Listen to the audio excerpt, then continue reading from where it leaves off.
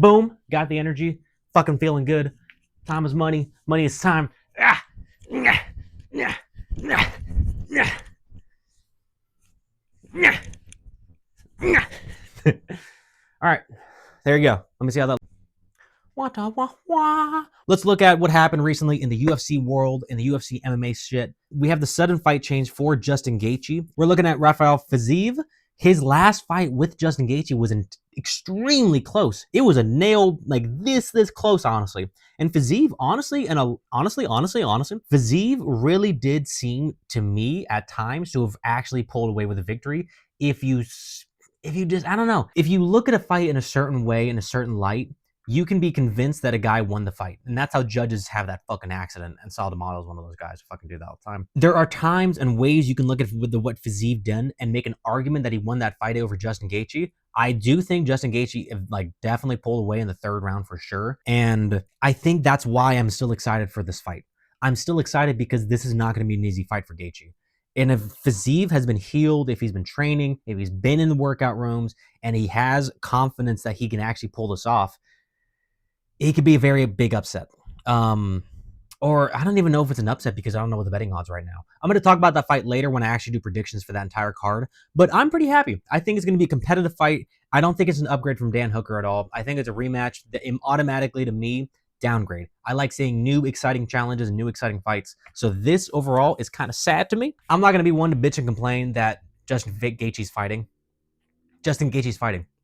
Justin Gaethje's fighting. So who gives a fuck who he's going to fight? If Justin Gaethje is fighting, everyone that's watching UFC is going to be watching that fucking fight. And not only that, Alex Pereira on the same card, you're out of this fucking world. If you're not watching that one, I don't know what the fuck you're watching UFC for. It's insane that that's happening soon. I'm so hyped up about that. I did put here in my notes that Gaethje is killing him this time around. So that's a little early attempt, early prediction. Not only that, Mike, oh my God, not only that. The UFC is so fantastic because John Silva wins his fight just a little bit ago, and he calls out Bryce Mitchell. He fucking talks to Bryce Mitchell. Bryce Mitchell immediately responds back, I'm down, I'm game, and they throw them on 3-14 immediately.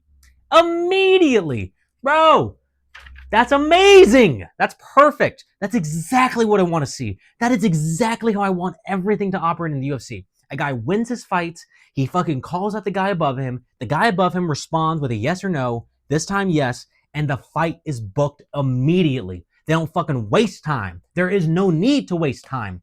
Now, that's going to be extremely dangerous. I think for both of them, actually. Bryce Mitchell is no joke either. He's a fucking joke, obviously, in a lot of ways, fucking outside of the ring.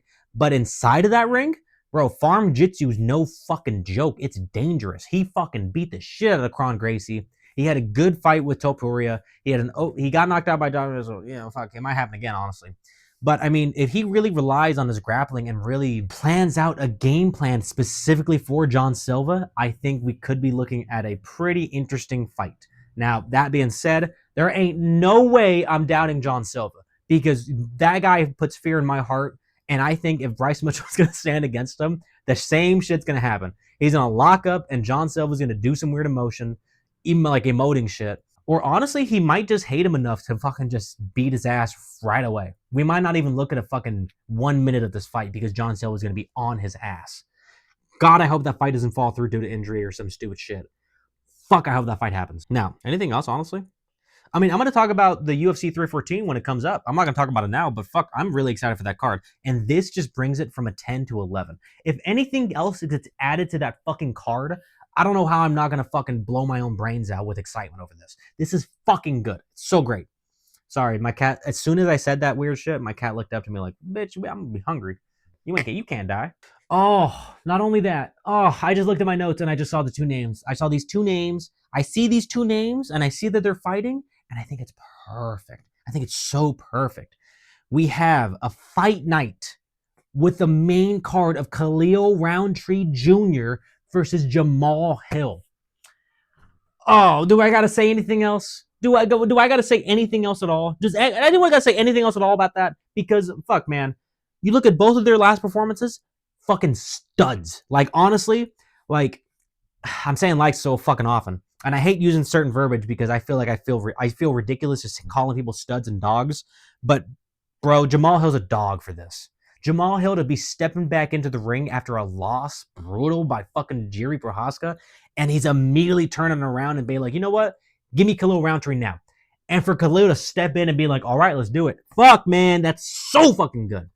I don't know when exactly this fight's happening. I don't know the exact date, but I am going to call off work for this. If it's at any time that's going to be difficult for me to watch, fuck everything else. I'm watching this fight night. That's insane. It's a stacked card along with fucking Michelle Piera, Bus Magomedov, Giga Chikazi versus David Onma, Ikram Aliskerov versus Andre Muniz.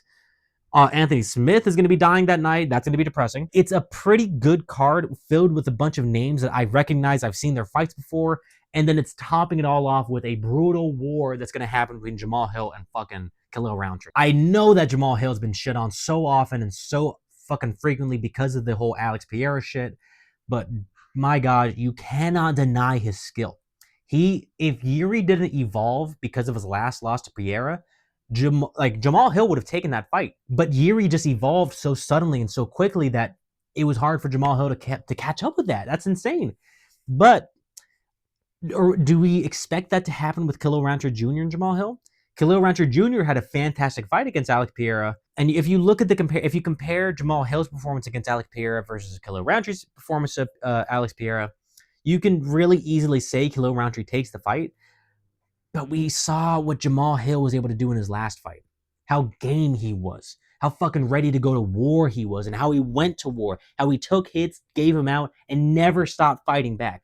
Like they had to call the fight for his own safety. Because he was so fucking game. I think he actually takes that fight against Khalil Roundtree Jr. When we get closer to that, I'm going to talk about it more. I ain't going to talk about that now. But early that I really still like, I don't know how I'm going to feel different when it comes up.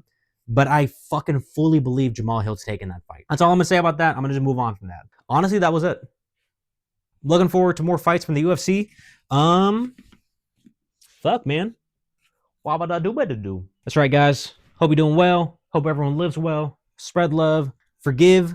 Don't hate. Fucking live positively. You know, if you're going to live negatively, you're just going to be stuck in that mud. So fucking live positively. Have a good mindset. You know, every day is a lifetime. So fucking live 1,000 lives and live well. You know, so yeah, that's what I got to say. And that's the end of the video right now.